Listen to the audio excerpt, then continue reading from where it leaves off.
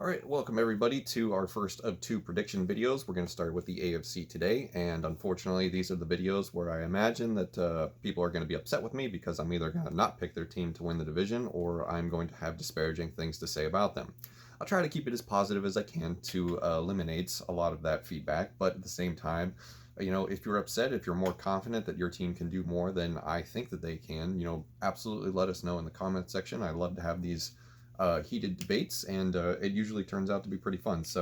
But unfortunately, when it comes to predictions, not everybody can be a winner. And just as in real life, there will be teams that don't do as well this year.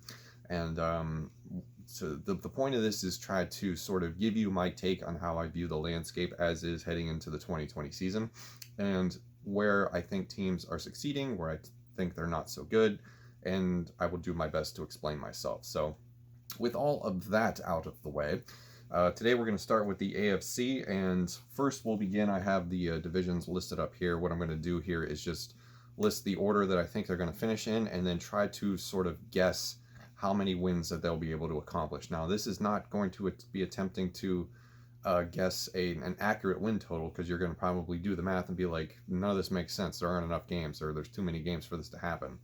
I'm not going for accuracy in the win column. What I'm just looking for is trying to get within range of where I think that they can win, sort of going off of Vegas's over or under lines as they are right now. So that is sort of the explanation for this exercise. So without further ado, let's get right into it. We'll start with the AFC East. And there is two teams who are going to be competing for this divisional crown, and there's one team that I think is just a little bit better on paper.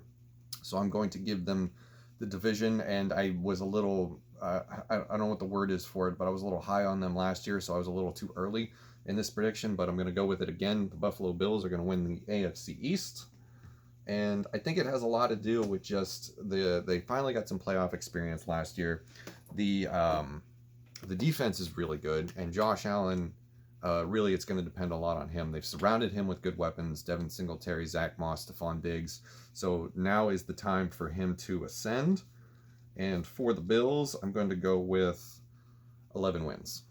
That's about where I think they can achieve. So they're probably like a 10-win team, or an 11-win team. Probably 10's more realistic, but I'm going to go with 11 to be a little bit more exciting, if you will. Sorry, the autofocus is probably going to go in and out. I'm going to be reaching for things a lot for this. So the next team that I have for the AFC East coming in second place is going to be the Patriots. And it's hard to say that the Patriots are a bad team, because as long as they have Bill Belichick, I don't think that I think everything is possible. Cam Newton coming in is phenomenal. That is an absolute steal in free agency. The problem with I have with is the rest of the roster. The secondary is their strength with the McCourty twins and Stephon Gilmore. The pass rush, I'm a little, hesitant to say is going to be good with Winovich and Copeland. How much of a pass rush can they generate out of that? The offensive line should be fine. They do a really good job of getting the most out of their players. We'll see Isaiah win more this year. The running back situation is, I don't want to say bad, but with the amount of injury problems that they've had, James White aside, that's a little scary. N'Keal Harry, I loved him coming out of the draft out of Arizona State. Didn't do well last year. How much more can they get out of Julian Edelman? The tight end rookie duo of Ossie and Dalton Keene is intriguing, to say the least, but I don't know if they just have enough to overcome what the Bills have on paper. So this is going to really be a prove-it year for Bill Belichick in terms of how good is he in terms of a coach, which I still think he's very, very good. So I still think that this team is a playoff team, and I'm going to project them for 9 wins. I think it's probably 9 is what I'm pretty safe in predicting. Oops, I just smudged that. 9 is what I'm pretty safe in predicting. It's probably going to be 10, 11, 12, maybe even a friggin' perfect season, because Bill Belichick and how he is. Moving on to the next team, in the middle of a rebuild project, but I really like their head coach. I like the draft picks that they've made, and they've got some strengths, and they've got a lot of young, good talent. I'm going with the Dolphins for third place. And Brian Flores is a pretty good coach for all of the crap that I give the Bill Belichick coaching tree and how that doesn't work. Matt Patricia, I think, is on a hot seat right now. The ones from previous years like Romeo Crennel, Charlie Weiss, what's his name, the offensive coordinator that didn't work out for the Denver Broncos and then is back now with the offensive coordinator, ghosted the Colts, came back as the offensive coordinator. I forget his name for some reason. But anyway, I think Brian Flores is a good coach. He got a lot out of this team at the end of the season, winning 5 games, still managed to draft Tua Tagovailoa. They are, it's not a lot of great talent around them. They just traded for Lynn Bowden from Las Vegas, which is a pretty intriguing thing, though you'd probably utilize him as wide receiver. They've got Devontae Parker. Probably my favorite thing is the secondary, with Noah Igbinoghene, and then they just signed, what's his name, from free agency. It escapes me. Trying to remember all of this is a pretty difficult exercise, but I like the Dolphins to finish in 3rd place. And for their win total, I think they're probably 1 game better. So I'm going to go with 6 wins for the Miami Dolphins. Coming in last in the AFC East, unfortunately, somebody has to do it. We're going to have to go with the obvious New York Jets. And I'm sorry, Jets fans, but you're going to have to explain this team to me. I don't get it. I don't get Adam Gase, who did not do well in Miami, and then you see all of the Miami players that he had go on to other teams and do better things. Ryan Tannehill, Kenyon Drake. I don't understand it. I don't understand Adam Gase as a head coach. This roster is kind of mystifying. There's things I like, obviously, like Quinnen Williams is good. Hopefully he can do better than he did in his rookie season, really step up on the interior. But, on offense, what does Sam Darnold have outside of Jamison Crowder and Chris Herndon? Jamison Crowder is probably going to get like 170 targets this year. Denzel Mims is an interesting project wide receiver, but I don't think he's going to contribute right away this year, especially with the injuries and especially with the limited training camp that they had. No rookie mini camp, no preseason games. Not a lot for rookies this year to get acclimated, and that kind of worrisome. Yes, they have Brashard Perryman. Le'Veon Bell should be fine out of the backfield in the passing game. That's another interesting, you're trying to trade for Kalen Ballage, and your backfield right now is Frank Gore and Le'Veon Bell. And, if this was 5 years ago, that'd be a pretty sweet backfield, but it's 2020. So I don't know. I don't know how many games this team can win, especially with the secondary situation after jettisoning Jamal Adams to Seattle. You have Poole as a corner. That's great, but I just don't know where this team is going to be able to win games. So they're going to need a lot out of Sam Darnold this year, and I think that's asking too much. So I know that a lot of people have projected the Jaguars to potentially get the 1st overall pick. I think the Jets probably get 2 wins. I just don't see it. In my mind, when you look at the rest of the league and the rosters, I just don't see it. Moving on to the AFC North. This division's a little bit harder, but for the champion, I'm going to give this one to the Ravens. And I think they're just going to be just as good as they were last year. Probably not 14 wins. Probably not. They did get rid of Earl Thomas, but I think that's just a bump in the road. So, with the talent that they have, offense, defense, Lamar Jackson absolutely has the talent and capabilities to repeat as MVP. Is he going to? Probably not. I think you're going to see a little bit of regression this year. Still a top-notch team, well-run organization, good head coach. So I'll give him 12 wins. I think that's pretty good. Moving on to the 2nd place team in the AFC North. I'm going to go with Old Faithful. This team's going to come roaring back because they have their starting quarterback back for the season, so that's going to be the Steelers. And they've got plenty of talent. That defense is amazing, and it turned around significantly when they acquired Minka Fitzpatrick. So if you look at, the time that they had before him and the time after him, it's just been night and day difference. Offense is loaded this year. That wide receiver room is very interesting with Chase Claypool coming in as a rookie, Juju Smith-Schuster, James Washington, Deontay Johnson. This should be a pass-happy, fully loaded offense. The only thing that hesitates me is that the Steelers have this weird history of just, playing down to their competition, not doing very well on the road, having these weird final scores of like 19-15. It's just been one of those weird aberrations that I've never been able to figure out. So I'm a little hesitant to push them over the top over the Ravens, but these two will definitely be clashing it out for the division crown, and I'll project the Steelers to get 10 wins. Moving on, next team, new head coach, new offensive scheme, same old quarterback.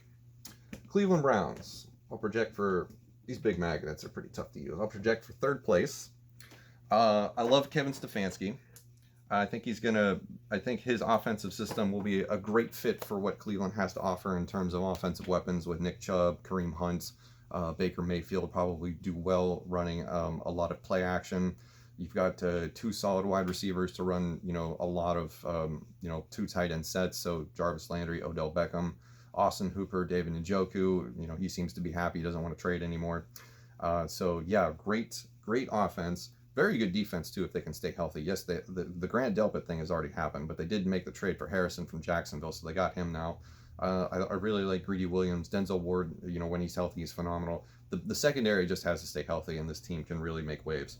But I'm going to predict just a little bit of a struggle this year in terms of getting everything to coincide. And the injuries have already happened. We've mentioned with Grant Delpit, so I'll project 8 wins. I'm confident with that. I was a little bullish on them last year, going like 9 wins, maybe even winning the division. So I still think it's a good team. I'm just going to be a little bit quiet about it this year. And then last place, there's a lot to like about the Bengals. New quarterback who's been slinging it in camp. He's been doing great. But there's still a lot of pieces that they need to work on. And they play in a really tough division, so it's hard to really give them any sort of ascension in their first year with Joe Burrow as quarterback. I love Joe Mixon. They brought in T. Higgins in the draft. Tyler Boyd is a rising star. AJ Green is probably on his last legs, but I still think he can be a big-time contributor. The defense is probably going to be most suspect. You still have Geno Atkins there. They drafted a whole new linebacking room in this previous draft. They retooled their secondary with some Vikings free agents, Trey Waynes, who's going to be the slot corner, which surprised me, and Mackenzie Alexander. So I still think they have a long way to go, and Zach Taylor really needs to prove that he's more than just a one-year quarterbacks coach for the Rams and Sean McVay's system. But I'll give them the benefit of the doubt that they can surprise some people, and I will project them with about 4 wins. Probably sounds good. Moving on to the next division, which is the NFC South. This one was tough, but recent news has pushed me in a certain direction, and I wasn't going to do it until it happened, and then it happened, so I was like, well, I can do this now. I'm going to go with the Titans as your division winner. That's a little too close to the other one. There we go. With Jadeveon Clowney and Harold Landry as your pass rushers, you are in for a nightmare against this defense. You still got Derrick Henry. I believe Ryan Tannehill has resurrected his career. I don't think that last half of the season was a flash in the pan. I think he can do well with A.J. Brown, Jono Smith, and Ryan Tannehill have had a pretty good connection during training camp. There's just a lot to like about this team. I think Mike Vrabel was a great head coach, and I think that this is going to be good. So I feel pretty confident going with 10 wins here for the Titans. And for the second place team, another team that has done well this offseason, both in free agency and the draft, and that is the Indianapolis Colts, who brought in Phillip Rivers. They drafted Jonathan Taylor for their offense. Marlon Mack is still there. He'll be a great contributor. Hines seems to be the pass-catching running back. I like Michael Pittman. T.Y. Hilton's still there. Paris Campbell should excel with Phillip Rivers getting the ball down the field. The defense has a lot of great talent at the linebacker position. Secondary might be questionable with Xavier Rhodes. He might be a skeleton of a shell of his former self, if you will. Rocky Sin, I really liked him coming out of college 2 years ago. They still have a great pass rush. I think this team is gonna surprise a lot of people, so they're probably sleeping on them. I'm not as confident as projecting them as the division winner because I really like the Titans. Still think this is a playoff team this year, so I'm gonna go with 9 wins. 9 wins sounds pretty good for them. Moving on. Now, this team should absolutely ball out. Bill O'Brien is a really great head coach, but he's just a really poor general manager. And I'm just going to be a little bit different than other people this year, and I'm going to project the Texans to have a not-so-great season. And the reason for that is I believe in the world in Deshaun Watson. He's going to be fantastic. I'm not worried about him at all. But there's still, like, the rest of this division is getting better absent the Jaguars. So the Jaguars are pretty much just, are existing. It's like, thank you for playing. It was great. But the rest of this division is getting better, and the Colts are always competitive. They draft really well. One of the best offensive lines in the game. The Titans have an amazing running attack with their offense. Their defense is going to be more surprising than I think people have realized, especially now with the addition of Jadeveon Clowney. So the Texans, in my mind, are just they're just taking a step back this year. You know, you can't trade away one of the best wide receivers in the NFL, and for David Johnson, acquire his contract, not get any first-round picks in return. They haven't drafted well, and just it seems like this might be the year that it happens. But still, really good team with J.J. Watt. Defense has to really do well. I'm going to project 6 wins. Last place in the South, I don't think this comes as any surprise, is the Jaguars, who have jettisoned pretty much all of their talent except for the young core like Josh Allen and this year's draft pick C.J. Henderson in the first round. Gardner Minshew is a fun quarterback. If he can do what I think he can, or what he's capable of, what he's proven that he's capable of, this team could absolutely play themselves out of the first overall pick and not get Trevor Lawrence. But for the time being, you know, I'll jump on the bandwagon with Vegas and project that they're probably going to be in competition for that first overall pick and give them 2 wins. All right, moving on to the last division. One of the harder ones in the league is the AFC West, because these teams are just loading up on offense and they've got good players everywhere. So, but I think the easy choice is the division winner. Not going to be ridiculous here. I'm going to stick with the $500 million man, Patrick Mahomes, and crown the Chiefs as division champions. And I believe that this team is good enough for, let's say, 12 wins.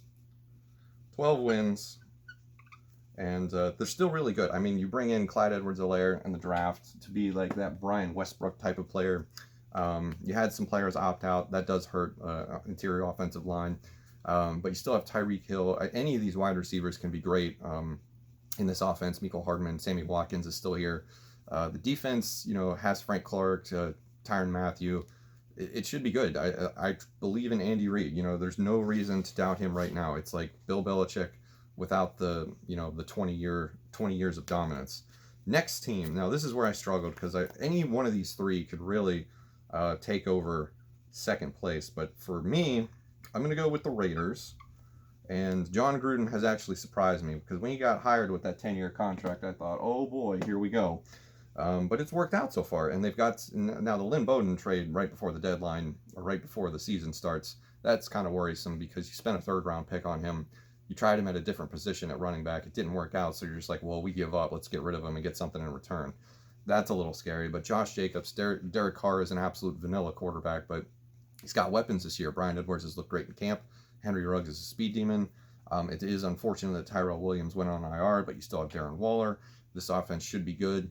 The defense has got one of my favorite safeties coming out of the draft 2 years ago, Jonathan Abrams. You know, it should be fine. I think this team is going to be good. They're going to surprise some people.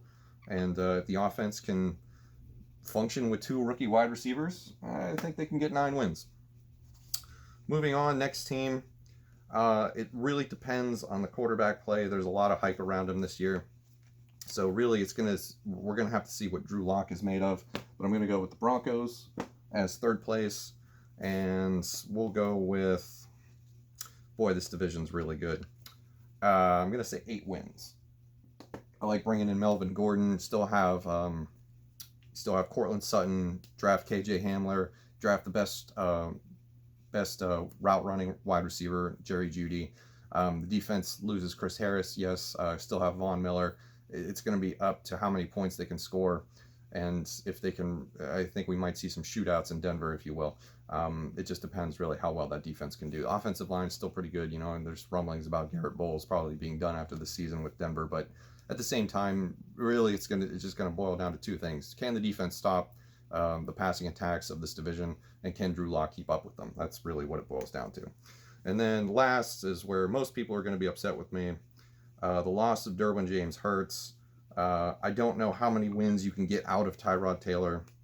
And then when Justin Herbert eventually takes over, you know, what does that mean? At what point in the season does that happen? And does that mean you're already out of it at this point? But I don't think this is a bad team. Really, really good team. Great defensive talent. Nasir Adderley, Bosa, of course. It just sucks that Derwin James had to go down and miss the year. Still got great talent on offense: Mike Williams, Keenan Allen, Austin Eckler, Justin Jackson, Hunter Henry if he can stay healthy.